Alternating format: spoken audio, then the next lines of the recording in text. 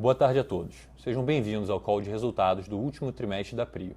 Eu sou José Gustavo, gerente de relações com investidores e tesouraria, e serei anfitrião desse evento.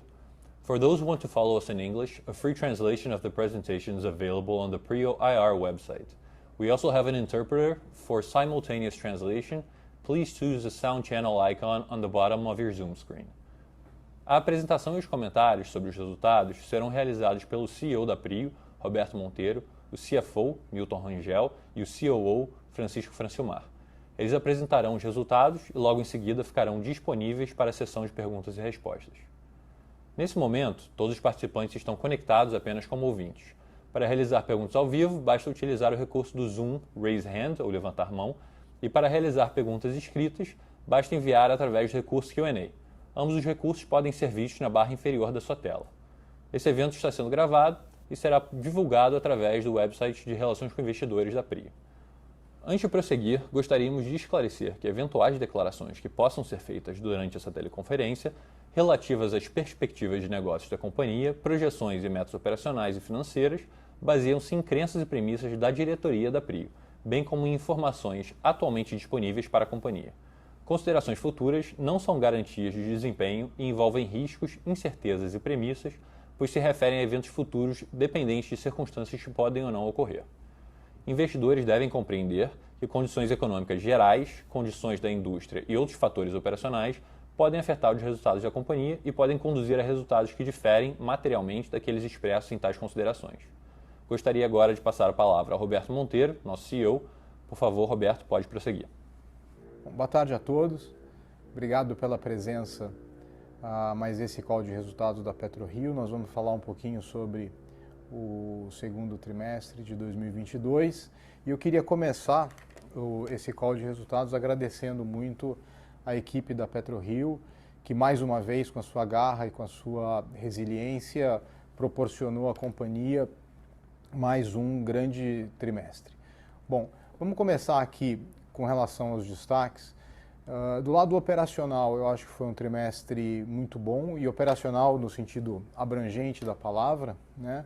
Nós tivemos um nível alto de venda de 3,3 bilhões de barris, nós conseguimos manter o nosso lifting cost bem controlado, nós chegamos a níveis recorde de EBITDA, a níveis recordes de faturamento e assim por diante. Então, operacionalmente a companhia é muito bem controlada. Eu acho que foi um trimestre forte, um trimestre bom, embora o mês de junho tenha sido a gente tenha apresentado uma produção um pouquinho mais baixa devido a um trabalho de perfuração de um poço que nós vamos falar daqui a 2 minutos.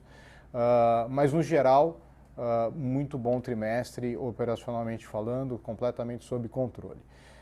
Passando um pouquinho para as coisas não operacionais desse trimestre, o que eu queria chamar a atenção, e eu acho que foram vários itens não operacionais, mas, vamos dizer assim, menos relacionados à operação do dia a dia. O primeiro deles foi a assinatura do contrato de Albacora Leste em abril. Eu acho que essa foi mais uma aquisição transformacional para a companhia. Nós já obtivemos a aprovação nós já pagamos o sinal de 15%, nós já obtivemos a aprovação do CAD e a transição com a Petrobras já iniciou. Nós também adquirimos uma sonda, a West Capricorn.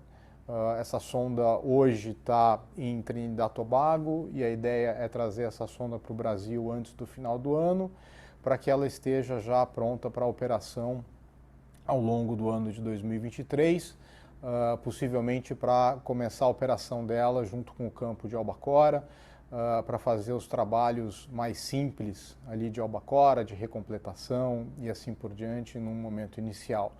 Além disso, a gente conseguiu também, não foi exatamente no trimestre, mas do call passado para esse call, nós colocamos em produção 2 poços no campo de Frade.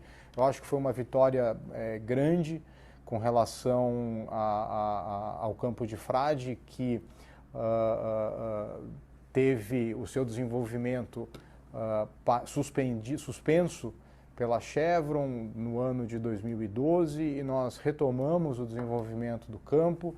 Nós fizemos 2 poços com produções acima do esperado, com custos aquém do planejado tudo com a mais alto nível de segurança e assim por diante. Então, obviamente, isso é mais uma coroação dessa aquisição que nós fizemos do campo de Frade e que tem apresentado resultados muito positivos. Nós, só para lembrar, a companhia já fez poços em água rasa, em polvo, depois nós fizemos conexão, trabalhos de subsea com polvo, tubarão, martelo, agora nós fizemos poços de água profunda, com gas lift. Então a companhia vem dominando e conseguindo implementar soluções nas mais diversas áreas do offshore, com bastante eficiência e muita segurança. Bom, eu vou passar aqui para o próximo slide, número 4. E aqui realmente eu gostaria de chamar a atenção de 2 pontos. O primeiro é a posição de caixa da companhia. Nós fechamos o trimestre com 1 bilhão e 200 milhões de dólares, 1 bilhão e 250 milhões de dólares no caixa. Então a gente mantém uma posição sólida de caixa, mesmo após o pagamento dos 15% de Albacora Leste.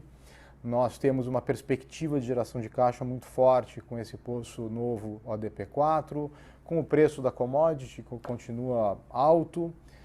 E também outro item que eu queria chamar a atenção é a alavancagem, que nós, embora estejamos buscando mais alavancagem, nós fizemos uma emissão agora, estamos no meio de uma emissão de debenture. A alavancagem continua super baixa, na verdade nós somos caixa líquido, né? Nós somos mais caixa do que dívida. Então, enfim, isso mostra muito a saúde da companhia ao longo do trimestre, que permaneceu, diria que nem inalterada, ela melhorou, né? Ela vem melhorando a cada trimestre, enfim, e isso mostra uma solidez muito grande. Bom, eu vou passar para o Francilmar e depois eu volto para falar de algumas coisas de ESG que nós fizemos agora também nesse trimestre, algumas novidades com relação a ESG que nós fizemos esse trimestre, que também tem trazido bastante orgulho para a companhia. Bom, Francilmar. Olá, pessoal. Obrigado, Roberto. Vou seguir aqui a partir do slide número 5 com o desempenho dos ativos.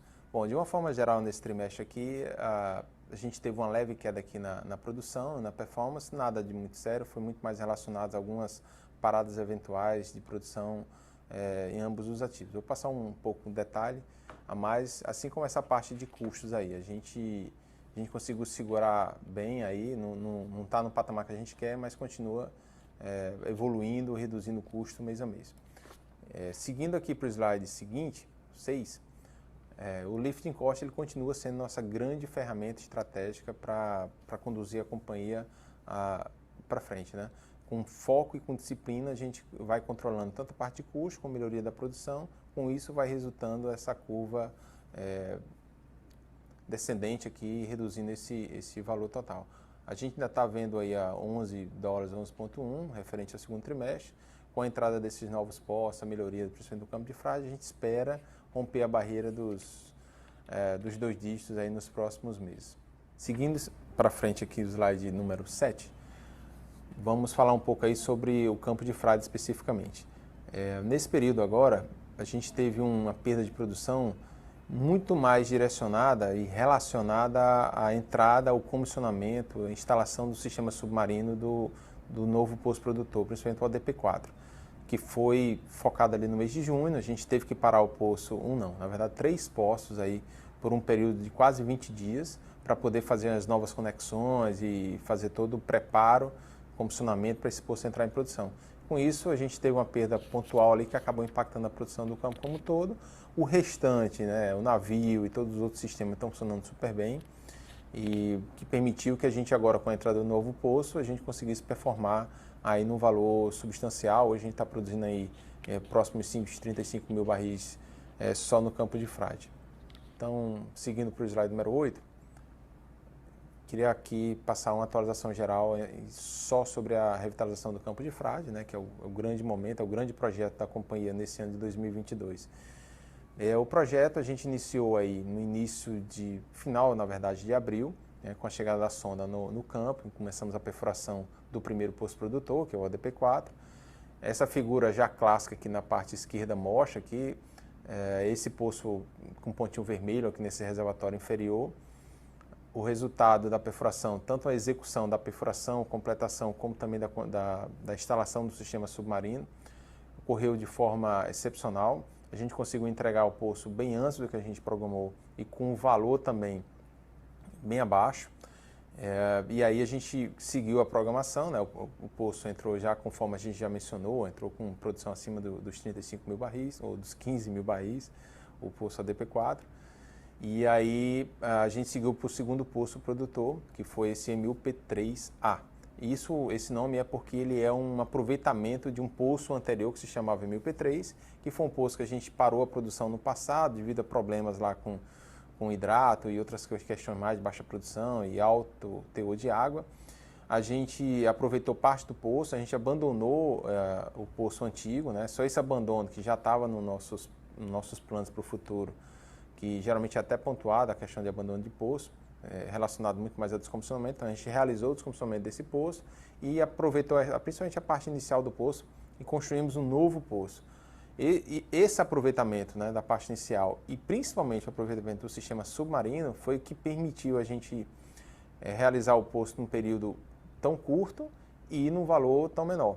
Então, fazendo que no somatório dos dois aqui, basicamente a gente acabou executando, entregando 2 poços no valor de 1. Esse é o somatório geral. E de certa forma aqui para a gente é uma quebra de paradigma, né? A gente vai dominando esses processos e obviamente isso vai retroalimentar todos os nossos planos, isso para a Frade, para a Albacora Leste e de uma forma geral para otimizar os planos futuros da companhia. Então realmente é uma execução que ajuda muito a companhia a refinar seus planos futuros, dando confiança na capacidade de execução do time. Vamos seguir para o slide seguinte aqui, o número 9, falar um pouco sobre o desempenho do campo do polo de polvo e tubarão. Nesse trimestre aqui, já em termos operacionais, não tem projetos novos, aqui a briga mais e o foco é para uma estabilidade, uma eficiência operacional mais alta possível. A gente teve uns soluços aqui, uns problemas no decorrer do trimestre, relacionado ao sistema de geração de energia. A gente começou a usar o gás aí no início do ano lá para gerar energia, a gente teve alguns problemas nas turbinas, que acabou impactando em paradas de produção devido à falha nesse sistema de geração de energia, e aí com isso teve esse soluço de produção, acabou impactando. A gente está com uma força-tarefa agora para melhorar a confiabilidade do sistema de geração e esperamos que isso seja direcionado, né, seja resolvido em definitivo para os próximos meses aí. Seguindo à frente aqui para o campo de Wahoo, vamos dar uma visão geral aqui de como é que está hoje, né? Assim, o processo, esse slide basicamente é a mesma coisa que a gente tinha no trimestre passado. O que tem de novo é que após o FID e a primeira rodada de negociações, a gente está num processo de acomodação de valores e prazos, que estava ali um pouco fora do que a gente gostaria, seria o ideal para a gente. A gente está chegando nos finais, conforme a gente pretende, e aí esperamos que nas próximas semanas, até o final de agosto, a gente consiga concluir a aquisição. Algumas coisas já foram, outras ainda faltam, né? Aquisição de equipamentos e principalmente serviços de instalação ligados à conexão submarina. E com isso a gente mantém a programação que a gente se comprometeu ao mercado para o início de 24, aí a gente está com o primeiro óleo da produção de Wahoo. Vamos aproveitar para fazer uma atualização sobre o Albacora Leste. Nós estamos em transição aqui no slide número 11, né? Nós já estamos no meio da transição, iniciamos formalmente a transição ali no final de maio, reuniões iniciais com a Petrobras para começar a troca de documentos e conhecimentos sobre o campo. No início de julho, né, a gente iniciou o embarque das nossas equipes. A gente tem líderes de 4 áreas lá embarcados já continuamente na plataforma P50, que é o pessoal que produz lá no campo de Albacora Leste. Então tem líder de marinha, de produção, de manutenção e de segurança, de forma a entender melhor o ativo, de capturar todas as oportunidades que a gente tem lá de melhoria, tanto para a eficiência operacional como para a produção. E com isso a gente segue em ritmo acelerado, tratando e mapeando essas questões todas para poder conseguir colocar em prática assim que a gente assumir a operação, que o sentido, todo o nosso objetivo é que seja o quanto antes. A gente espera aí que até o final do ano a gente consiga fazer a virada de chave. Para isso já tem todo o recurso, a gente está se preparando com o pessoal, já foi feita a movimentação, já está movimentações internas de pessoas, já estamos preparando todos os recursos para que a virada de chave aconteça e a gente assuma a operação do campo o quanto antes. Bom, essa parte de baixo que trata aqui da parte do que a gente vai fazer assim que começar a operar o navio, né? Não tem nada de muito novo aqui, o plano ele é o mesmo que a gente já anunciou no mercado antes, a gente vai fazer um investimento inicial focado na melhoria da eficiência operacional do navio, na confiabilidade, na segurança, e aí alguns ganhos iniciais ali focados em produção, algumas questões mais fáceis, como reparo de algum sistema submarino, algum poço específico, e depois a gente entra no projeto de desenvolvimento grande mesmo, que são a construção dos poços novos, aí tem esses 2 poços de pré-sal novos para ser perfurados, completados, os de pós-sal e um injetor, né? Os 3 que estão lá mais próximos da conexão, a gente vai sim iniciar o quanto antes possível, e aí ao longo de 23. Mas o mais importante aqui é que hoje, cada dia mais a gente adquirindo mais informações do ativo e estando lá já dentro, focar em otimizar, né? Otimizar de uma forma geral, tanto o custo como o prazo. E é um processo que ele vai se retroalimentando e nosso foco aqui realmente é alcançar a melhor performance, a melhor eficiência na execução dos nossos projetos. E assim a gente vai seguir, firmes e fortes, e tenho certeza que a gente vai conseguir impor aqui uma melhoria desse quadro geral. Bom, com isso eu encerro minha parte e vou passar para o Milton aí. Obrigado, Francilmar. Boa tarde a todos que nos acompanham. Bom, seguindo aqui para o slide 12, a gente vai falar sobre o desempenho financeiro da PetroRio nesse trimestre e no primeiro semestre de 2022. Então, bom, o primeiro comentário que eu faço é só lembrar a todos de que a partir do dia 1º de janeiro de 2022, desse ano, a gente alterou a moeda funcional da companhia para dólares. Então, a gente passa a acompanhar as demonstrações financeiras em dólares aqui para fins de apresentação. E os números de 2021 e anteriores, a gente converteu a taxa média, né, de cada período para que a gente consiga comparar bem aqui com relação ao que a gente está divulgando a partir de 2022. Tá? Então, bom, a nossa receita é 377 milhões de dólares no trimestre, no segundo tri de 2022. Isso é basicamente efeito da venda de 3,4 milhões de barris nesse tri, a um preço de aproximadamente 107 dólares por barril. Tá? Em cima disso, a gente acrescenta um pouquinho do faturamento de Manati, né, que é marginal para a gente hoje em dia, mas, enfim, com isso a gente chega aos 377 milhões de dólares. A gente reportou um EBITDA de quase 250 milhões de dólares, margem de 66%. Esse EBITDA foi impactado por essa linha de outras receitas e despesas. No caso aqui, a gente teve um reconhecimento de despesa na ordem de 20 milhões de dólares, que é majoritariamente refletido pela devolução do Bloco Ceará. Né? Se a gente considera impactos caixa e não caixa, a gente está falando na ordem de 16 milhões de dólares por conta dessa devolução. Então, se a gente expurga esse efeito, a gente olha ali embaixo, o EBITDA ajustado de quase 270 milhões de dólares no trimestre, margem de 71%, portanto, uma margem bem representativa. E no semestre, quase 500 milhões de dólares, a uma margem de 72%. Então, isso representa não apenas a melhora no preço do Brent, como também uma melhora significativa operacional, né? Redução de lifting cost e assim por diante. Então, com isso, mais um trimestre bem forte, robusto aqui para a companhia. Bom, seguindo aqui para o slide número 13, a gente vai falar sobre funding da companhia. Bom, os 2 gráficos do lado esquerdo, o de cima, a gente observa o prazo médio da dívida da companhia e o de baixo, o custo médio dessa dívida consolidada. É importante notar que nesse segundo tri a gente continuou levantando algumas dívidas de capital de giro com bancos parceiros. Essas dívidas têm por característica serem em torno de 2 anos, mais ou menos, entre 2 e 3 anos, então isso puxou a duration da companhia para baixo, mas são dívidas bem mais baratas do que, por exemplo, o nosso bond, que foi emitido a 6 1/8 de taxa. Então, por serem mais baratas, um custo aí de 4,6 mais ou menos, o nosso custo médio ponderado também caiu, como a gente pode observar. Do lado direito aqui desse slide, a gente primeiro observa a posição de caixa da companhia, 1,2 bilhões de dólares, seguramente uma das condições de liquidez mais confortáveis da nossa história. A gente, em adição a essa posição de caixa, teve uma grata surpresa na campanha de frade, como a gente vem divulgando a mercado. A gente tinha uma expectativa de incremento de produção que foi bastante superada, então a gente acredita que isso, principalmente aos preços atuais de Brent, vai reforçar e muito essa posição de caixa para os próximos resultados. Tá? Do lado direito dessa posição de caixa, a gente observa o cronograma de amortização. Então a gente repara muito conforto, porque não temos dívida vencendo nesse ano, apenas um pouquinho, né, apenas uma fração vencendo em 2023, e o grande impacto, eu diria, vencendo em 2026, que é o nosso bond. Então, muito espaço aí para geração de caixa, muito espaço para a gente continuar investindo e crescendo, enfim, facilitando a companhia a crescer. Por fim, eu destaco que a gente divulgou ao mercado, né, um processo de emissão de debêntures locais, incentivada e institucional, na ordem de 2 bilhões de reais ou 380 milhões de dólares. Então, a gente prevê que esse processo termine agora em agosto desse ano.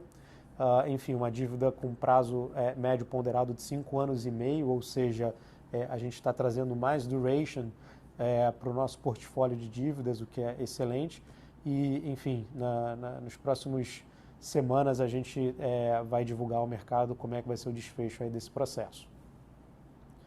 Seguindo, então, para o slide número 14, a gente observa o gráfico de variação do caixa líquido da Prio.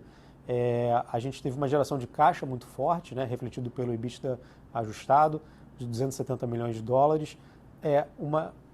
Todo esse caixa, praticamente, né, ele foi consumido pelos compromissos que a gente tem de M&A. Se a gente observa ali, a gente pagou a última parcela da aquisição de Wahoo para a BP, né, de quase 40 milhões de dólares, e a gente teve um pagamento de quase 300 milhões de dólares referente ao signing de Albacora Leste, da venda da Petrobras. Então isso, obviamente, consumiu uma boa parte do nosso caixa, mas pelo benefício, né, de acrescentar participação relevante em concessões que vão gerar mais caixa no futuro. Tá? Fora isso, a gente teve um CAPEX também na ordem de 68 milhões de dólares. Isso envolve essa campanha de revitalização de frade, né, que já foi bem comentado aqui na apresentação, aquisição de estoque de materiais de frade, enfim, estoque estratégico, e também o início do desembolso para o desenvolvimento de Wahoo. Tá? Com isso, enfim, resultado financeiro, impostos, a gente chega num saldo de caixa líquido no fechamento desse trimestre de 190 milhões de dólares. Tá? Seguindo aqui para a parte de alavancagem no slide 15, a companhia continua, a gente observa muito de perto esse indicador de dívida líquida EBITDA ajustado. Ele, inclusive, é medido aí para fins de covenants financeiros da companhia. A gente observa que ele continua bem estável, né? Somos caixa líquido, portanto, esse indicador é negativo. Mas acho que a grande mensagem aqui é reforçar que a gente tem uma estrutura de capital bem leve. A Prio ela está preparada para continuar crescendo, caso necessário, tomar um pouco mais de dívida para suportar esse crescimento, novos investimentos, novas aquisições. Então, enfim, isso só reforça a nossa saúde financeira num momento muito bom, um momento muito sólido aí para a gente poder continuar investindo e gerando valor. Tá? Com isso, eu passo a palavra ao Roberto, que vai comentar sobre ESG e os próximos passos da companhia. Obrigado. Obrigado, Milton. Bom, com relação ao ESG, eu vou separar aqui em duas frentes, né? As duas primeiras ali são novidades e as outras duas são coisas que nós fazemos já há vários trimestres de uma maneira constante e que tem trazido resultados interessantes e nos enche de orgulho. A primeira delas, vamos falar um pouquinho de meio ambiente. Nós recentemente contratamos algumas consultorias especializadas para ajudarem ajudarem com que a PetroRio fizesse, que a Prio fizesse a medição, né, principalmente da sua pegada de carbono, das emissões de carbono e de alguns outros itens também do ponto de vista ambiental. Isso vai ser certificado essas medições vão ser certificadas pela KPMG e nós também tomamos a decisão de emitir um relatório de sustentabilidade em 2023. Então esse trabalho todo já começou para que o final desse trabalho todo seja exatamente o relatório de sustentabilidade no início do ano de 2023, ao longo do primeiro trimestre. Então, obviamente, isso nos enche de orgulho, porque a nossa estratégia operacional, ela sempre, e eu já falei isso várias vezes, ela é muito alinhada com o meio ambiente, com a redução de pegada de carbono e assim por diante. E a gente, obviamente, vai ter a oportunidade de demonstrar isso e depois no futuro também começar a trazer isso para as metas corporativas e assim por diante. Um outro projeto que também é muito interessante é o Reação Offshore. É um projeto desenhado para treinamento de pessoas, de técnicos e de não técnicos, os não técnicos com ensino médio completo, para que possam trabalhar na PetroRio, para que possam ser capacitados para trabalhar no offshore de uma maneira geral. A gente tem apoiado esse projeto, serão 190 vagas, nós tivemos mais de 4.700 inscritos, então um projeto que tem andado muito bem e parece um projeto bem interessante também, inclusive olhando do ponto de vista de sociedade e assim por diante. Os outros dois projetos que eu vou falar, eles são coisas mais constantes dentro da vida da PetroRio. O primeiro deles é o apoio social, a gente busca muito a inclusão social através principalmente do esporte, mas também a gente busca patrocínio de projetos relacionados à saúde e assim por diante. Então, nós mantivemos nosso projeto Instituto Reação, o Instituto Todos na Luta, enfim, a Irmã Dulce, o Hospital Humberto Primo e assim por diante. Então, mas isso é o nosso DNA, essa é a nossa cultura. E olhando internamente, nós continuamos oferecendo programas de saúde e bem-estar para os nossos colaboradores. Com esse trimestre tivemos corridas de trekking, nós tivemos trekking no Rio de Janeiro, sessões de alongamento, sessões de shiatsu, yoga, isso tudo tanto para o nosso escritório quanto para o nosso pessoal embarcado. Então esse é um projeto que visa o bem-estar. A gente acredita piamente que o corpo estando bem cuidado e a mente estando bem cuidadas, obviamente a pessoa vai ser mais produtiva e mais feliz, né, de alguma maneira. Então, esses são projetos que a gente apoia muito. Bom, eu vou passar aqui para o último slide da apresentação, o slide número 17, e ele diz respeito a próximos passos. Aqui, ele, assim como não poderia deixar de ser, sempre o segurança e saúde dos nossos colaboradores em primeiro lugar, e algumas outras coisas que a gente tem que desenvolver ao longo desse trimestre, né? Nós estamos trabalhando muito fortemente com relação aos poços injetores da campanha de frade. Nós entregamos os 2 poços produtores e agora, na sequência, vão vir 2 poços injetores de água. O primeiro deles já está em fase final, a gente estima que nos próximos 20 dias, talvez, a gente consiga colocar esse primeiro poço injetor para injetar água, né? E aí, a partir daí, nós vamos perfurar o próximo poço injetor. A gente tem trabalhado bastante no desenvolvimento de Wahoo, tanto do ponto de vista de negociações com fornecedores. Nós já terminamos todo o projeto de engenharia e já iniciamos negociações com fornecedores. A gente espera começar a colocar os pedidos ao longo do mês de agosto para a campanha de Wahoo.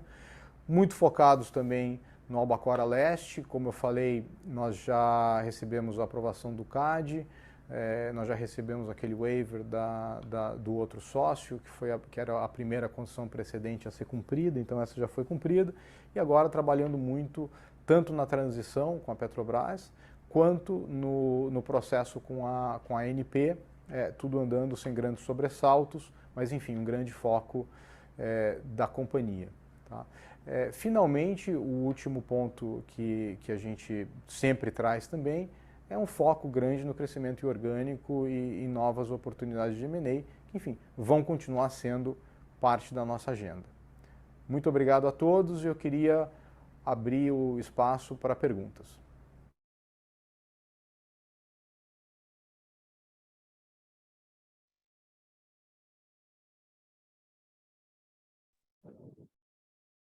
Boa tarde a todos. A gente vai abrir agora para a sessão de perguntas e respostas. Quem quiser mandar pergunta por escrito pode usar o botão de Q&A embaixo da sua tela. E quem quiser mandar pergunta falada, por favor, usa a função de raise hand ou levantar a mão, e a gente habilita o seu microfone para você falar. A gente vai começar pelas perguntas faladas.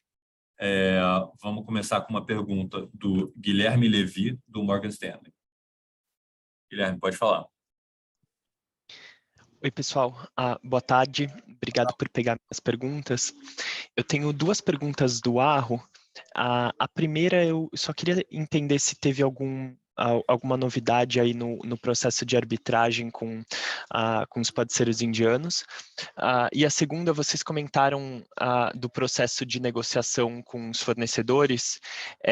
Eu queria entender como talvez que esse processo ele está se concluindo versus como vocês imaginavam no início, né? Então, ao longo do último ano aí a gente teve um processo inflacionário muito forte no mercado. Então, eu só queria entender que tipo de desafios a empresa teve para talvez continuar com o mesmo retorno que se esperava ali um ano atrás, e que tipo de iniciativas podem ter sido feitas para mitigar esse efeito de se negociar num mercado tão short. Obrigado. Obrigado, Guilherme. Boa tarde. Boa tarde a todos. Com relação ao Arro, nós ao parceiro, né, a IBV, o único update que nós realmente temos é que o painel arbitral já foi instaurado, nós já escolhemos. O painel arbitral ele é composto de 3 árbitros, cada companhia escolhe um árbitro e os 2 árbitros escolhem um terceiro. Esses 3 árbitros já foram selecionados. E hoje a expectativa de todos é que a decisão aconteça ao longo de 2023. Eu tenho a impressão que alguma coisa próxima aí ao 3º trimestre de 2023. Tá? Mas, além disso, fora isso, nós não temos nenhuma novidade. A companhia continua desenvolvendo o campo de Arro, a ANP continua analisando o plano de desenvolvimento. Então, tudo segue com naturalidade, sem grandes sobressaltos. Agora, essa decisão ela vai ter que ser tomada até... tomada não, ela vai ter que ser... Essa arbitragem ela provavelmente seja concluída em algum momento do ano que vem, a gente estima no 3º tri. Isso não impede a PetroRio de desenvolver nada, enfim, e é bem em linha com o que a gente já vem falando. Com relação aos fornecedores, Guilherme, assim, a nossa expectativa é manter os valores de acordo com o que foram divulgados já no mercado. Tá? Nós sempre falamos de um projeto total aí da ordem de $800 milhões para 100%, né, do projeto. Agora, o que vai acontecer certamente é uma mudança entre as linhas. Né? Nós tínhamos lá atrás considerado, agora eu não me lembro exatamente os números, mas se não me engano 370 milhões de subsea e cada poço a $70 milhões. Eu acho que era alguma coisa mais ou menos dessa ordem de grandeza. E o desafio do Francilmar que ele está, enfim, tendo agora é exatamente reacomodar isso de maneira a chegar nos mesmos 800 milhões. Como vocês viram, nós conseguimos o pessoal da operação, Francilmar e a equipe, conseguiu fazer um trabalho brilhante com relação à campanha de frade nesse primeiro poço e no segundo também. Então, acho que mostra um domínio grande nosso desse quesito, que é perfuração e conexão e assim por diante. Isso vai ser feito de uma maneira provavelmente mais barata do que nós imaginávamos, mas os equipamentos vão acabar custando mais caro, de maneira que o global, os $800 milhões se mantém.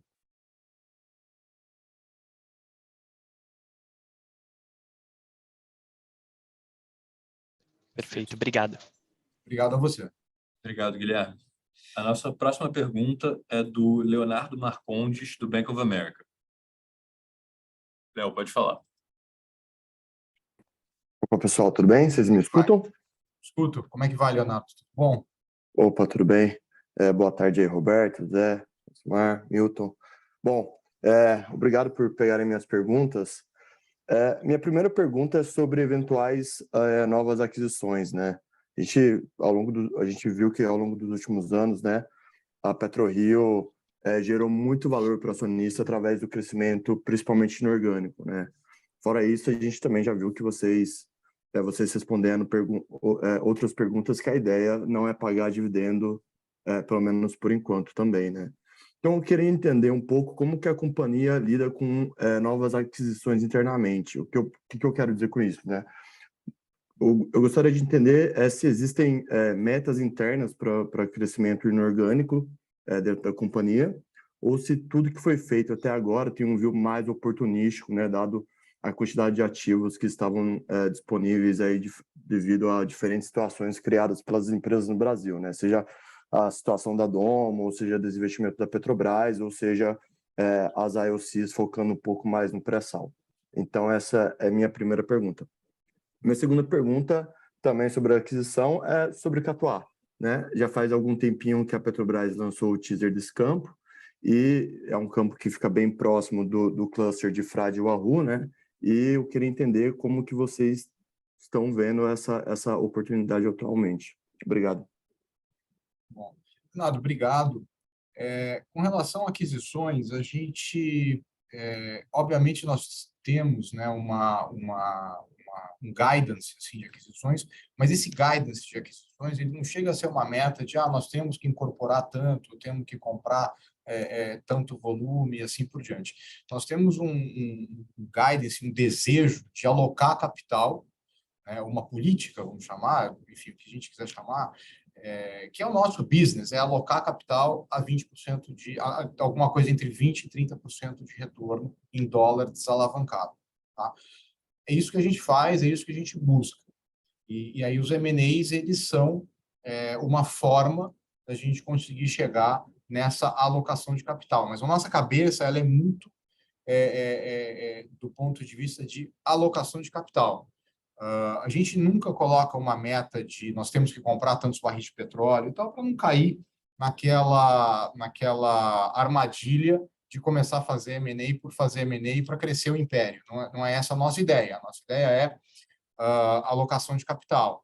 Então, nós vamos continuar olhando. A gente agora, a Albacora acabou de fechar, a Albacora Leste, né? A gente acabou de fechar um retorno, a gente enxerga um retorno um pouquinho superior a 20%, o Wahoo tinha um retorno muito maior e tal, e a gente olha todas essas oportunidades e vai continuar olhando. Mas esse é o principal driver que a gente tem, tá? Inclusive para analisar empresas, para analisar oportunidades de negócio com relação a campo e assim por diante. A gente hoje tem ainda uma conversa e uma negociação em aberto com a Petrobras, isso é público, com relação a Albacora, o campo de Albacora, que nós internamente chamamos de Albacora Oeste para diferenciar, mas na verdade é o campo de Albacora.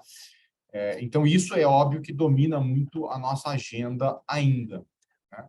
A gente está esperando um pouco a Petrobras se reorganizar depois de todas essas mudanças, mas esse ainda é o maior drive. Isso acontecendo ou não acontecendo, se acontecer, eu acho que vai demorar talvez um pouquinho mais para uma próxima, para um próximo projeto da PetroRio, e não acontecendo, a PetroRio continua buscando oportunidades fora da Petrobras. Vamos lembrar que a Albacoras, tanto o leste quanto o oeste, são os primeiros campos que nós estamos adquirindo a operação da Petrobras. Então, a nossa vida foi crescer ao redor disso e a gente vai continuar crescendo ao redor disso. Tá? A sua segunda pergunta, me desculpa, você poderia me lembrar, por favor? Catuá. Com relação a Catuá, nós já falamos em algum call passado, mas Catuá não foi para frente. Nós fizemos análise, a equipe do Francilmar olhou, o pessoal de reservatório. É um tieback possível, porém é um tieback longo, né, relativamente longo, não é longo em tamanho, mas é um tieback que você tem que colocar tem que deploy uma quantidade grande de caixa para um reservatório que você não tem tanta certeza, né? Ali, se não me engano, era um reservatório carbonático, e os reservatórios carbonáticos eles se caracterizam por não serem tão comportados. Às vezes ele é bom, às vezes ele não é bom, e a gente não tem muito como saber isso de antemão, né? Normalmente um reservatório arenítico ele é mais homogêneo, então é mais fácil de você saber isso de antemão, e aí não nos pareceu razoável a equação de risco-retorno por esse lado. Então, Catuá é um projeto que a gente não vai à frente mais. Perfeito, pessoal. Muito obrigado. Viu? Obrigado, Léo. A próxima pergunta é do Gabriel Barra, do Citi. Gabriel, pode falar.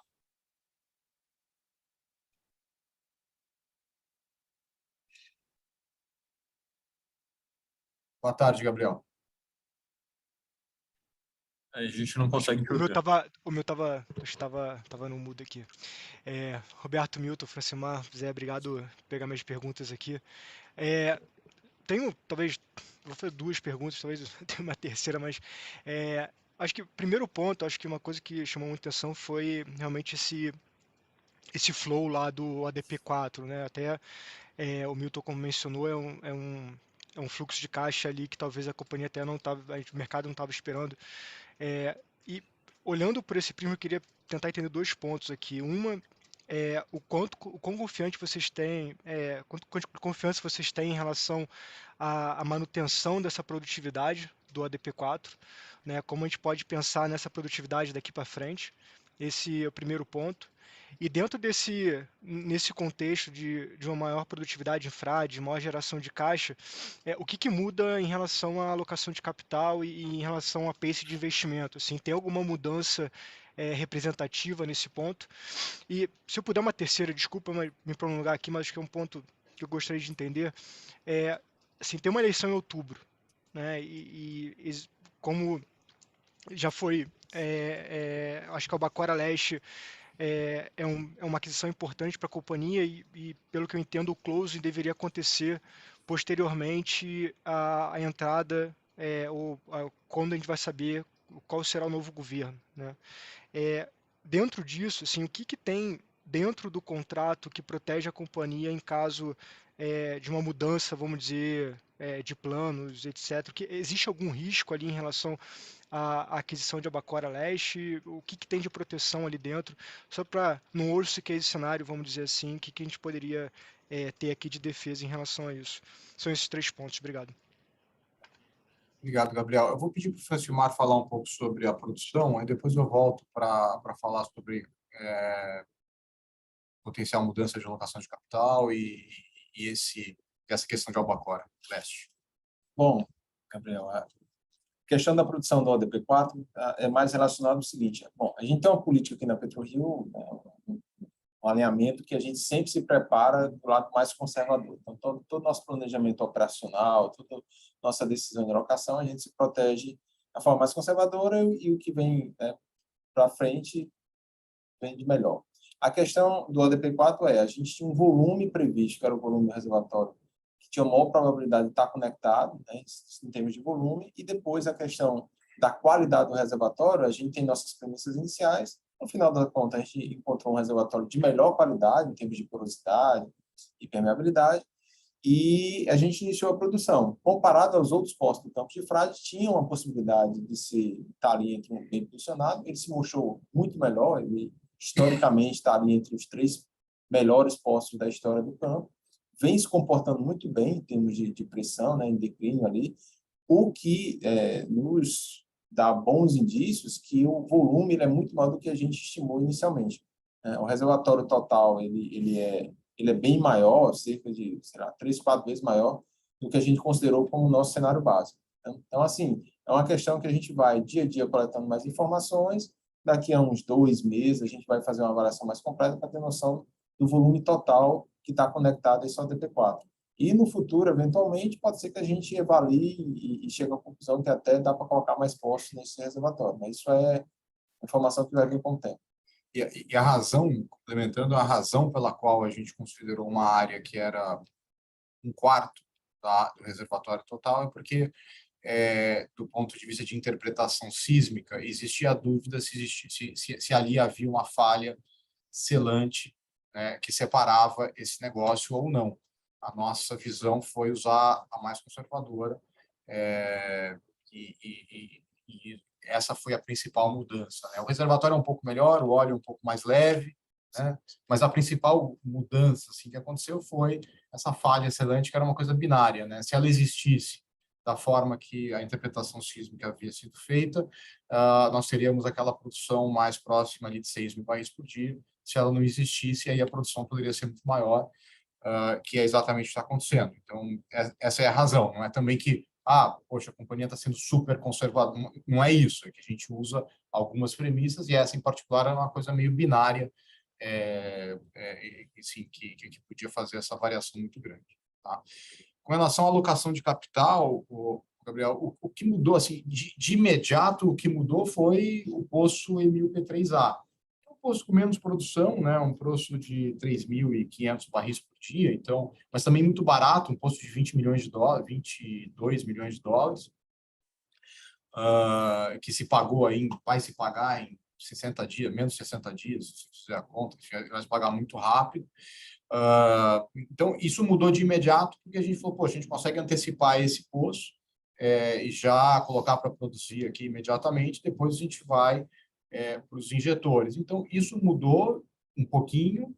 Uma outra coisa que está acontecendo agora nós estamos perfurando os 2 injetores, e essa tem que ser a sequência. Agora a gente tem que perfurar 2 injetores, porque nós vamos depois perfurar mais poços produtores nesses reservatórios que vão receber energia dos injetores. Então, a gente quer começar com a injeção para depois colocar o produtor. É claro que isso é pouco tempo de diferença, 6 meses de diferença, mas, enfim, já faz alguma diferença, já melhora um pouquinho a situação da injeção de água. Então, o que sim vai acontecer talvez a gente antecipe um pouco a segunda fase de frade. Tá? Como a gente está conseguindo fazer um trabalho mais rápido, mais eficiente, mais barato, com os mesmos níveis, né, de performance operacional, de segurança, de tudo, talvez faça sentido a gente antecipar a segunda campanha de frade, e aí depois entrar no desenvolvimento de Wahoo, de maneira a manter o primeiro óleo de Wahoo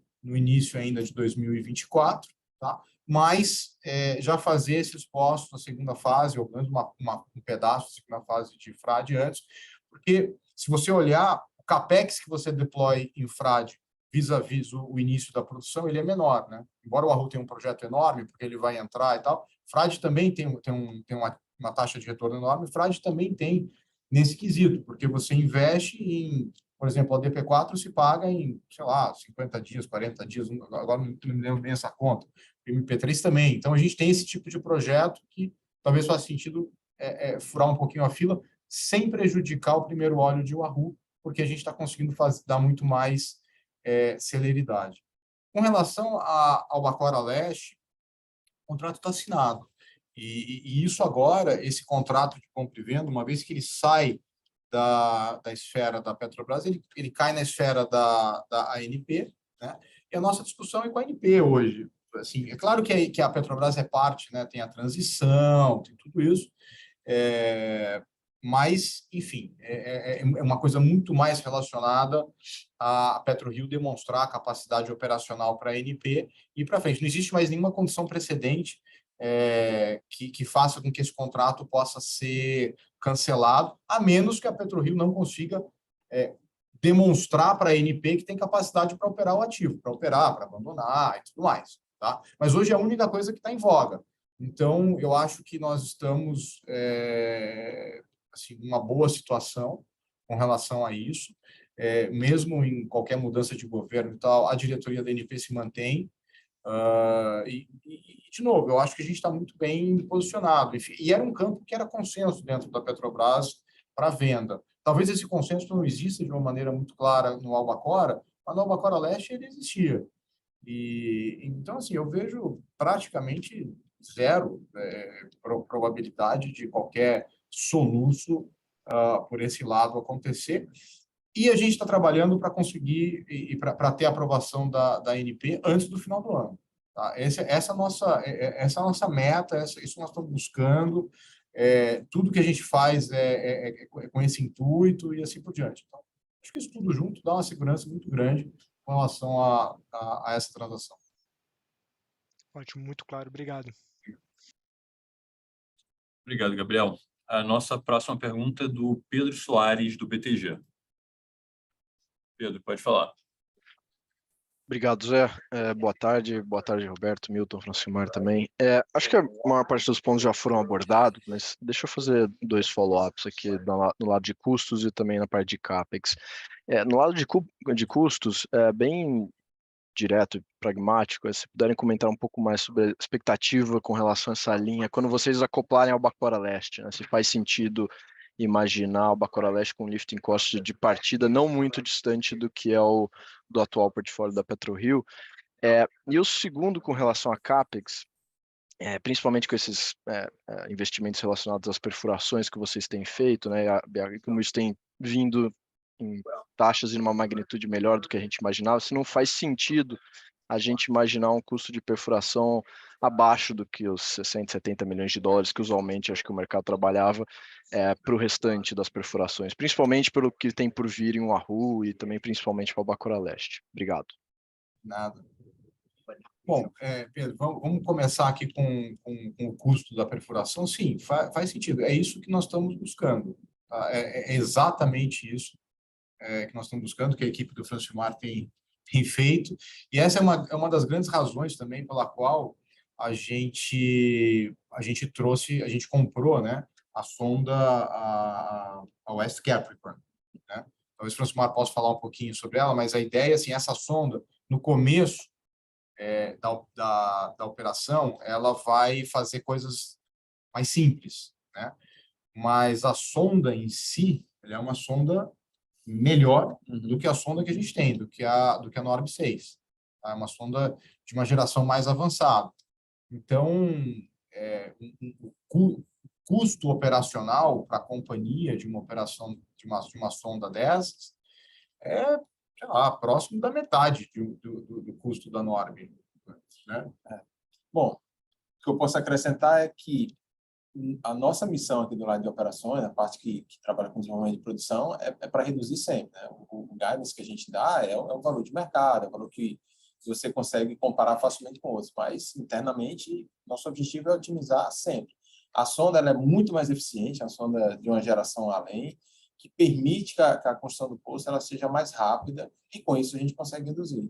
Então, e outro grande ponto é que é uma sonda que a gente vai operar por uma fração do que eu contrataria no mercado em um momento que o mercado está subindo a taxa de sonda, né?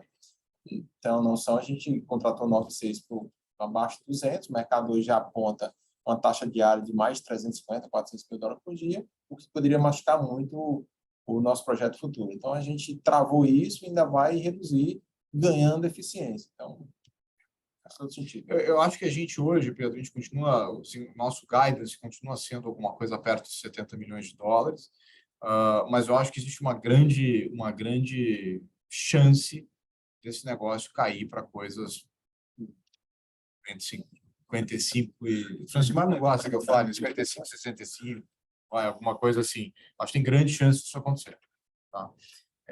Com relação aos custos de Albacora Leste, sim, é factível, totalmente factível pensar que esse campo vai entrar. Assim, a nossa percepção é que no D0, mudando a chave, simplesmente por trazer ele dentro da nossa estrutura de custos e operar os nossos helicópteros, os nossos barcos, a nossa embarcação de oil spill, enfim, da nossa maneira, esse campo deve entrar aí com alguma coisa próxima a $12 o barril de lifting cost, e muito rapidamente esse negócio vai cair abaixo de $10 o barril. Tá? O $12 ele conversa com uma produção próxima de 30% para 100% do campo, e o nosso plano é, como você viu ali, já no primeiro ano de operação, conectar aqueles 3 poços que estão perfurados. Tá? Até nós éramos um pouquinho mais conservadores do que isso, a nossa ideia era conectar um pouco mais para frente, mas, enfim, a gente também está fazendo a transição ali no ativo, aprendendo mais, analisando um pouquinho melhor as coisas, encaixando os nossos cronogramas de sonda. Essa era uma outra coisa, a gente está sendo mais eficiente, então também a gente está ganhando um pouco mais de expertise nesse negócio, e eu acho que a gente vai fazer essas 3 conexões já, provavelmente, no primeiro ano de operação do campo. Então, esse lifting cost de 12 já vai cair para baixo de 10, eu estimo, sei lá, ao longo de 2023, até o final de 23, no próximo desse.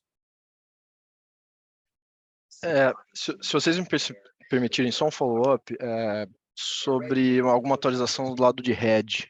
No último call vocês tinham mencionado, né, que vinham reduzindo a compra das puts até pela maior volatilidade do preço do petróleo, né? Mas se puderem comentar um pouco como vocês estão vendo essa opcionalidade agora, principalmente nessas últimas semanas, que o preço tem cedido, e também agora já com o Albacora Leste assinado, se faria sentido proteger alguma coisa da geração de caixa, qualquer coisa sobre hedge seria interessante também.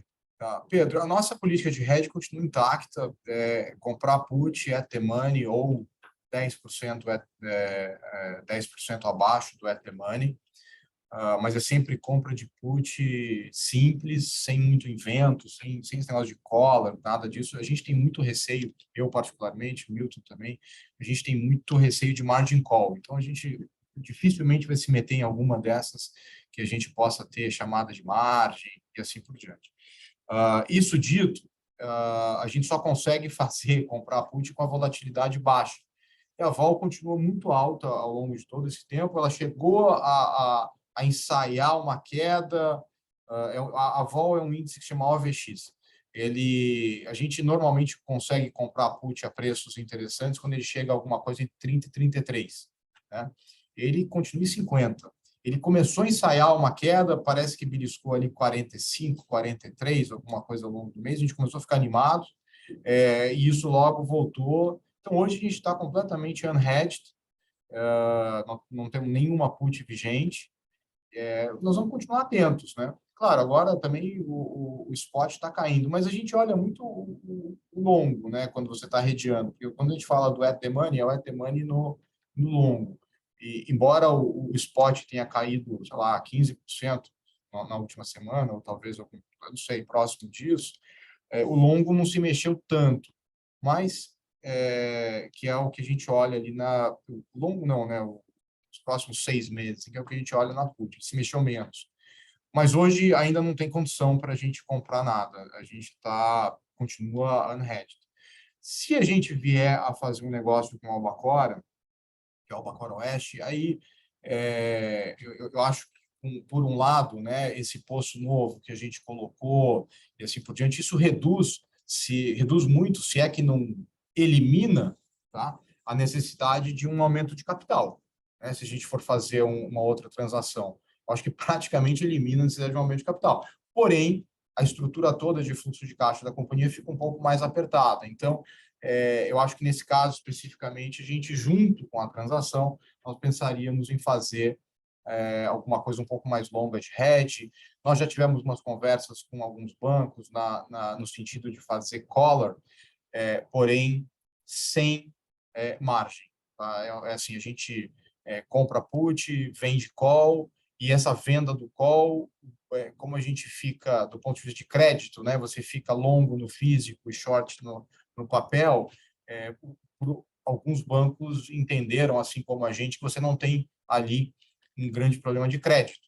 Né? E aí, com isso, nos ofereceram a retirada dessa margem. Tá? Então, se a gente for à frente num projeto desse de Albacora, que vai demandar um estresse maior no fluxo de caixa, eu acho que talvez faça sentido a gente voltar e reanalisar um pouquinho. Até o momento, a estratégia de hedge continua intacta, put, com volatilidade baixa, não teve volatilidade baixa, nós estamos sem hedge. Está claríssimo. Obrigado, Roberto. Obrigado, Pedro. A próxima pergunta é do Luiz Carvalho, do UBS. Luiz, pode falar. Fala, Luiz, como é que vai? Fala, Roberto, tudo bem? Francilmar, Milton, Zé, obrigado pelo tempo aí. Queria voltar, Roberto, se puder falar um pouco sobre Albacora Oeste. Você mencionou que você está no modo de espera, vamos dizer assim, aguardando a Petrobras se organizar e tal. A gente teve algumas reuniões com a companhia e a percepção que a gente teve foi um pouco diferente. Na verdade, que, obviamente, teve um valor inicial, esse valor foi revisto em função da descoberta lá do novo reservatório de Forno, né? E que a companhia, na verdade, estava esperando a PetroRio em relação ao novo valor que foi colocado na mesa para ver se a coisa vai adiante de fato ou não. Então, eu queria, talvez, só alinhar aqui, entender de vocês em que pé, de fato, está essa negociação, se a bola está parada no campo da Petrobras ou do lado de vocês, e aí, se você puder, qual é o limite de vocês, assim, do ponto de vista, talvez não do tamanho do bid, mas de retorno mínimo que vocês aceitariam para entrar, vamos dizer assim, nesse ativo. Segunda, não sei se vai para o Milton ou para o Francilmar. Eu acho que, Milton, eu vi alguma declaração sua recentemente em algum veículo especializado sobre o preço de realização que vocês tinham feito, que vocês conseguiam historicamente um desconto de alguma coisa como $2 para o Brent. E quando a gente olha agora nesse trimestre, né, principalmente com esse conflito lá na Europa, vocês conseguiram um prêmio de quase $2, né? Então, queria entender um pouco como é que está essa dinâmica, não sei se isso é estrutural, quanto tempo você acha que dura, só para a gente entender um pouco desse lado. E aí, se eu pudesse só fechar aqui de novo com o Roberto, em relação à arbitragem, Roberto, você mencionou numa conclusão, talvez mais para o final, segunda metade de 2023, né? Mas que a tendência é que vocês continuem investindo, e aí eu queria entender como é que fica um eventual pênalti para a IBV, e se isso não tenderia a pesar na negociação para eles, se essa eventualmente, eu não sei se essa cláusula eventualmente poderia impactar alguma coisa, dado que vocês estão continuando com os investimentos. Obrigado. Obrigado você, Luiz. Bom, vamos começar aqui com a Albacora. No final, eu acho que a gente não está falando nada muito diferente. Olha, a gente entende que a bola está no campo da Petrobras. Nós fizemos uma revisão de proposta, foi bem próxima da mudança de presidente da Petrobras, nós fizemos mais uma revisão de proposta, e até agora nós não tivemos nenhum retorno muito claro. Por isso, quando eu digo, nós estamos esperando a Petrobras se reacomodar, e se reorganizar e tal, parece que é mais ou menos a mesma coisa. Normalmente, nesses processos, você tem correntes dentro da Petrobras que são favoráveis, correntes que não são favoráveis e tal. Claro que uma corrente que sempre foi favorável ao processo de desinvestimento, ela vinha da própria presidência da Petrobras, como aconteceu nos últimos anos, né? E aí, com essas mudanças todas, a gente sentiu que perdeu um pouco de patrocínio dentro do processo, que o processo de desinvestimento perdeu um pouco de patrocínio, tá? E aí a gente está esperando para ver se esse patrocínio vai voltar ou se esse patrocínio não vai voltar, né? A gente tem muito claro o nosso objetivo, a gente busca um retorno de 20% em dólares alavancado, real terms, é o que a gente continua buscando. Assim, se existe uma coisa, um ponto importante no nosso DNA é disciplina. A gente sempre falou isso e é isso que vale. A gente olha o caso base com um preço de petróleo de perto de $60 o barril, então é um longo prazo, sim, eu acho ok, né? E esse longo prazo ok nos dá um retorno de 20%, uma TIR de 20%, e nós não temos problema absolutamente nenhum em agregar earn-outs conforme as condições melhorem, tá? Então, o nosso bid ele leva em conta esse conceito. Se o petróleo tiver e ficar com esse nível, a gente vai ter um retorno de 20% e é condizente à natureza do negócio. E se as condições forem melhorando, a gente não tem problema absolutamente nenhum em agregar earn-out, assim como nós já fizemos, assim como a gente vem propondo a Petrobras. Se o petróleo subir, a gente vai pagar mais. Se o reservatório tiver uma produção maior, a gente não tem problema nenhum também em ter earn-out em cima do reservatório e assim por diante, tá? Claro, esse retorno ele nunca cai, ele é 20%, e aí os ganhos a gente começa a dividir com a Petrobras, né? Então, se as coisas vão acontecendo melhor do que a expectativa, o seu aumento na TIR, ela acontece num ritmo talvez um pouco menor do que, talvez não, um pouco menor do que seria a TIR se você não tivesse earnouts, mas a gente entrega isso sem problema nenhum. E essa é a base, esse é o cerne da nossa proposta, né? Agora, dentro da Petrobras, você conhece melhor do que eu, né? Existem correntes ali, existem pessoas que são favoráveis, pessoas que é uma instituição enorme, é uma instituição que tem as suas, enfim, tem as suas características próprias, a sua vida própria, praticamente, mas a nós cabe esperar um pouquinho e ver essas mudanças todas que provavelmente aconteçam na Petrobras aqui nos próximos semanas, né? Estamos falando de agosto e tal, para ver se a gente consegue realmente re-engage numa negociação. O último movimento foi feito pela PetroRio. Nós revisamos a proposta, nós colocamos jornal, tentamos chegar. A gente sempre tenta endereçar todos os pontos da Petrobras. A gente sempre tentou fazer isso, continua tentando. Agora, a gente tem que ter um retorno mínimo para fazer esse negócio e essa é a nossa disciplina, tá? Com relação à venda de óleo, eu consigo falar um pouco melhor. O que acontece aqui é o seguinte, essa confusão toda de Ucrânia e assim por diante, até o que saiu no jornal não é exatamente aquilo. Não é que a PetroRio está produzindo mais ou vendendo mais por causa da Ucrânia, não tem nada a ver uma coisa com a outra. A gente está vendendo mais porque está produzindo mais. Mas, na verdade, é o seguinte, o nosso óleo é um óleo que tem uma característica heavy sour. O nosso heavy sour tinha um desconto para o Brent, um desconto médio para o Brent, que dava mais ou menos uns $3, dava $2 frade, $4, $4,50 tubarão martelo e polvo. E aí dava um desconto médio de uns 3, mais ou menos. Com a questão da guerra na Ucrânia e a reacomodação do óleo, né, o mercado passou a ter mais necessidade de óleo sour, heavy sour, tá? E aí entra a PetroRio, porque o nosso óleo é heavy sour. Então, isso fez com que os diferenciais melhorassem no nosso caso. E aí, então, nós passamos a vender frade a um pequeno ganho, a $2 de diferencial, e o tubarão martelo praticamente 0,0, tá? Agora, eu não sei dizer a você o quão estrutural é isso, Luiz. É uma coisa que hoje está acontecendo, né? Eu não sei te dizer quanto tempo esse negócio vai durar. As condições normais eram desconto de 4, desconto de 4,50, desconto de 2. Hoje nós estamos vendendo, sim, na média, a um preço melhor do que o Brent. Mas, enfim, eu não sei dizer para você quão longo vai ser essa situação. Tá? Tinha mais uma pergunta que você tinha feito. Era da arbitragem, sobre aquela a sua expectativa lá de 23 e a continuidade do investimento. Eu acho que é o seguinte, o que pode acontecer nessa arbitragem? A IBV falou, olha, ela primeiro tentou segurar a gente para não fazer o desenvolvimento do campo, nós fizemos, ela tentou aqui em primeira e segunda instância no Brasil, tentou segurar isso, né? Perdeu nas duas instâncias aqui no Brasil, e aí ela iniciou uma arbitragem. Então, assim, e nós estamos desenvolvendo o campo. O que ela pode pedir na arbitragem? Ela pode pedir, olha, quero voltar para o campo. O contrato diz que ela tem um pênalti de 10 vezes, tá? que chama de back-in, né?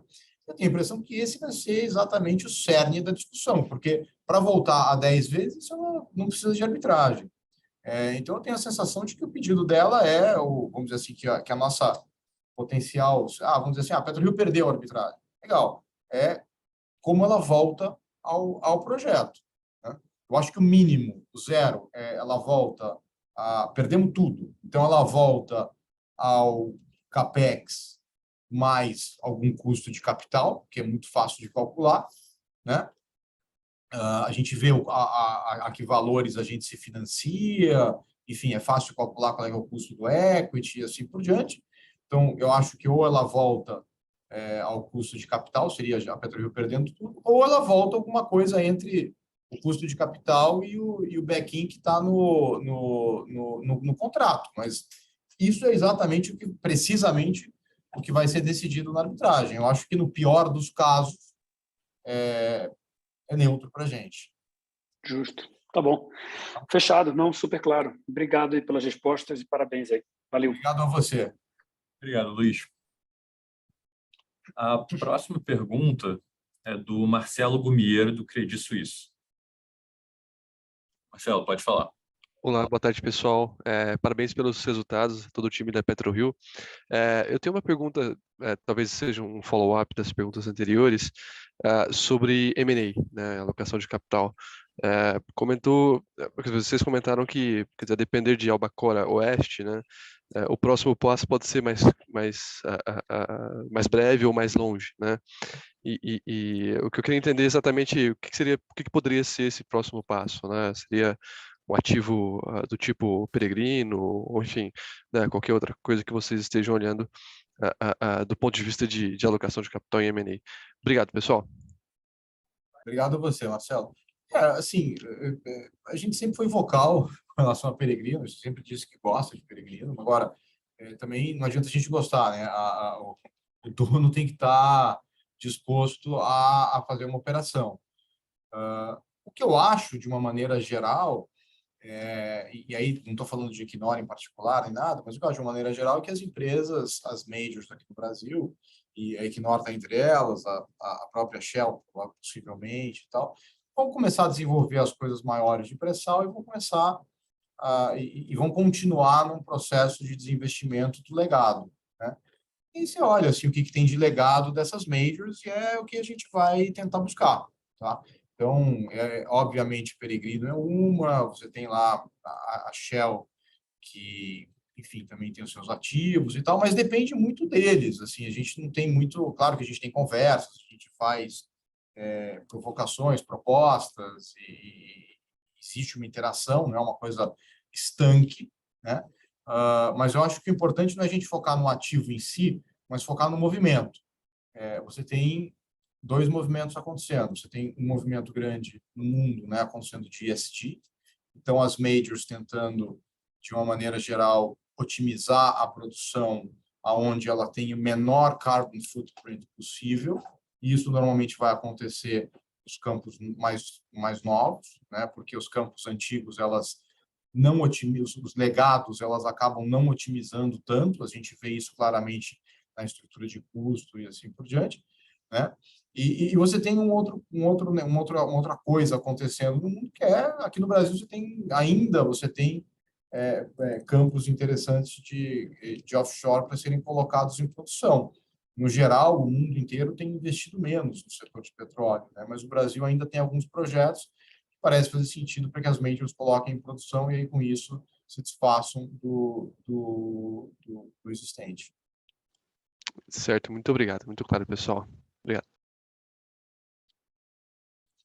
Obrigado, Marcelo. A próxima pergunta é do Vicente Falanga, do Bradesco. Vicente, pode falar. Boa tarde, Roberto, Francilmar, Milton e Zé.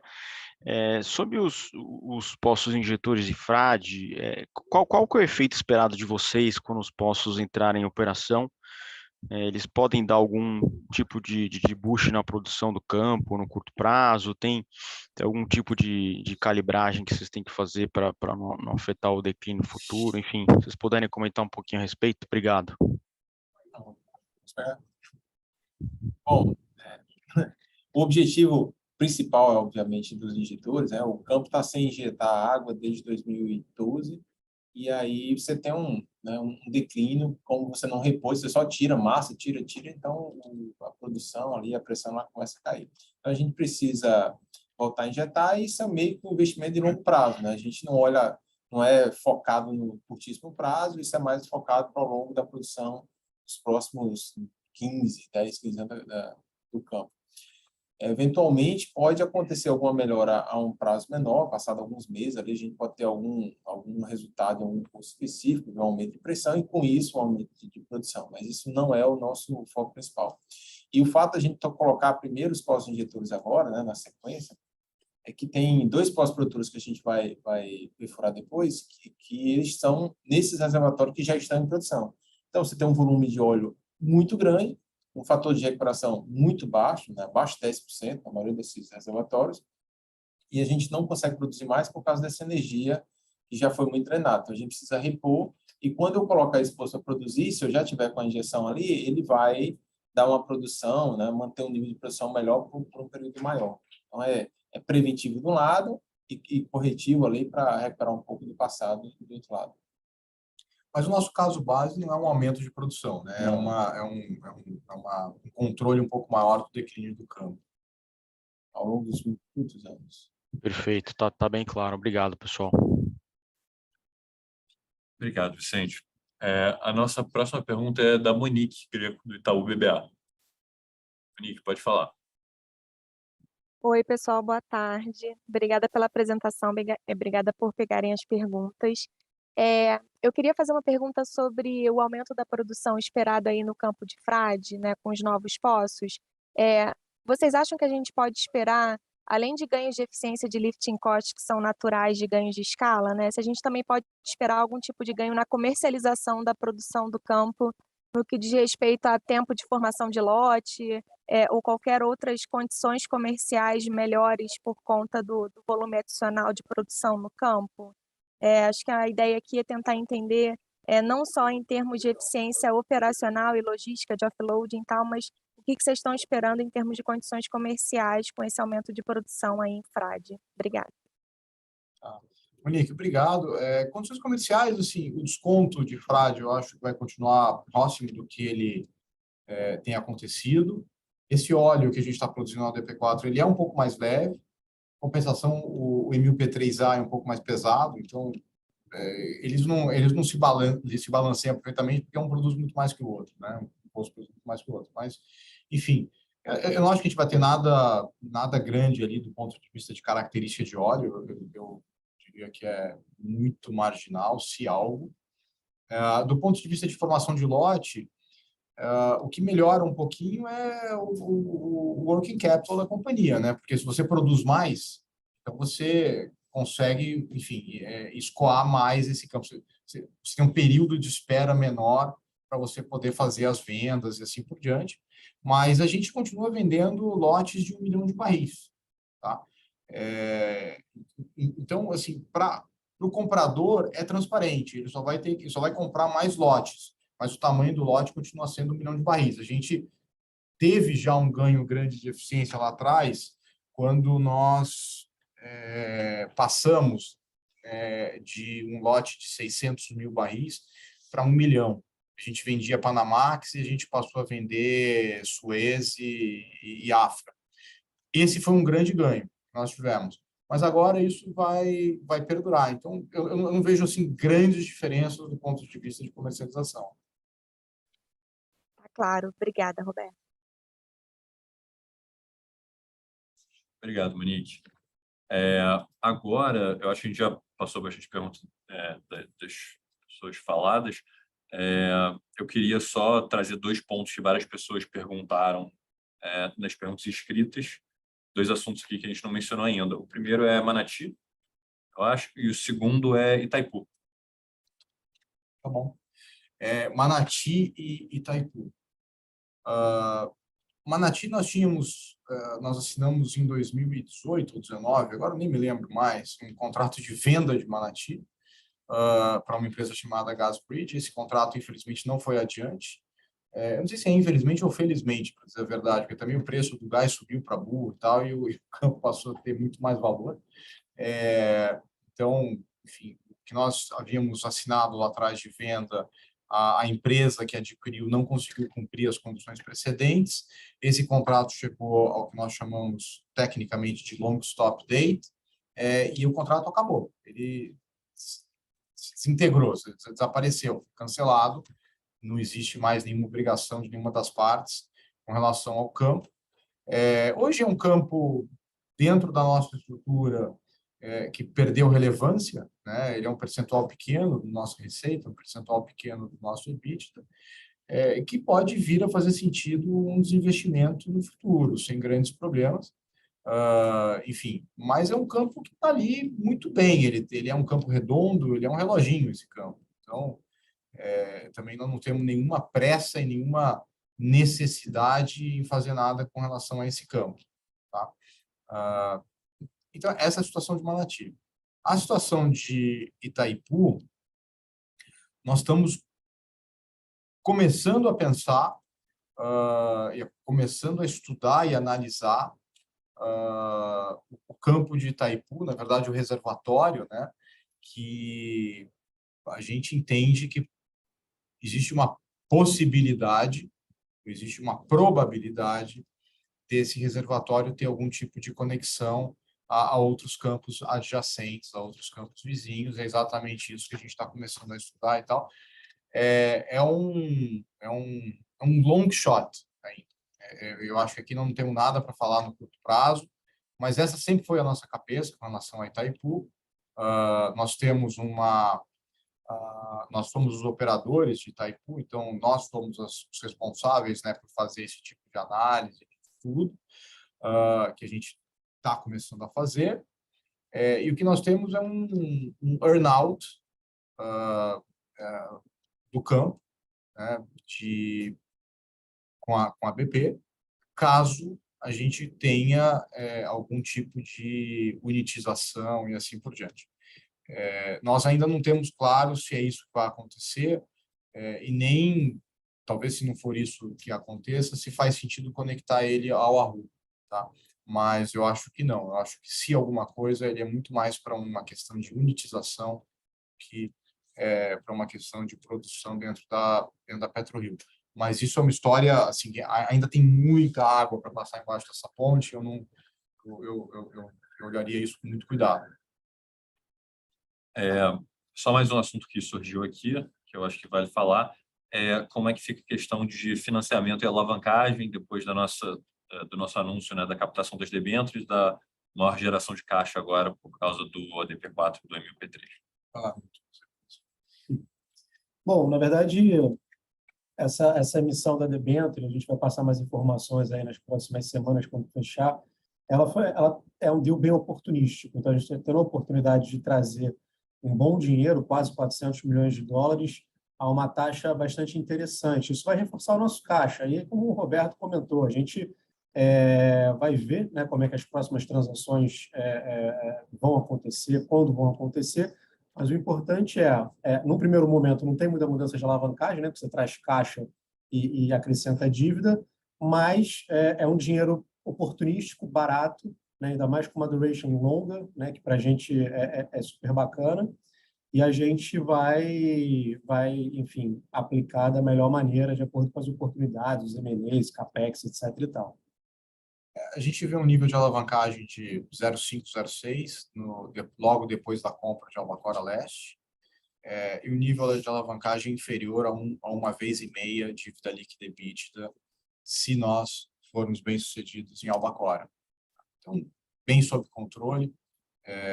Enfim, esse dinheiro, como o Milton falou, ele é uma coisa oportunística, porque tem uma desarbitragem entre que acontece, é uma coisa bem técnica aqui no mercado brasileiro, que tem acontecido uma desarbitragem do cupom cambial vis-à-vis o que a gente está negociando lá fora, com relação aos bonds e assim por diante. Então, pareceu fazer sentido. A gente está falando de um prazo. O prazo máximo de 10 anos para essa debênture, tá? Mas a gente não fala 10 anos, porque, na verdade, você tem pagamentos no meio, você tem amortizações, e aí a gente fala sobre duration, que é o prazo ponderado. Prazo médio ponderado de 5 anos e meio, e o custo ponderado, né, são duas tranches, uma SDI e outra NTNB+, é um custo que a gente espera que fique na casa de 6,8, uma coisa por ali. Tá? Então, parece ser uma coisa interessante mesmo. Ele tem um duration mais longo do que o nosso bond, numa situação de custo um pouco melhor do que o nosso bond. Ele é parecido com o bond que nós emitimos lá atrás. Então, parece fazer bastante sentido para a gente. Perfeito. Então, a gente vai encerrar aqui a sessão de perguntas e respostas. Eu queria passar a palavra para o Roberto para as considerações finais. Obrigado, Zé. Obrigado a todos. Teve que achar uma participação bem relevante aqui no call de resultados. Eu, mais uma vez, deixo meu agradecimento à equipe da PetroRio e a todos vocês, investidores, que nos apoiam, sempre nos apoiaram e, enfim, continuam nos apoiando durante todo esse tempo. Nós nos vemos daqui a 3 meses. Obrigado. Obrigado. Encerrada a teleconferência de resultados.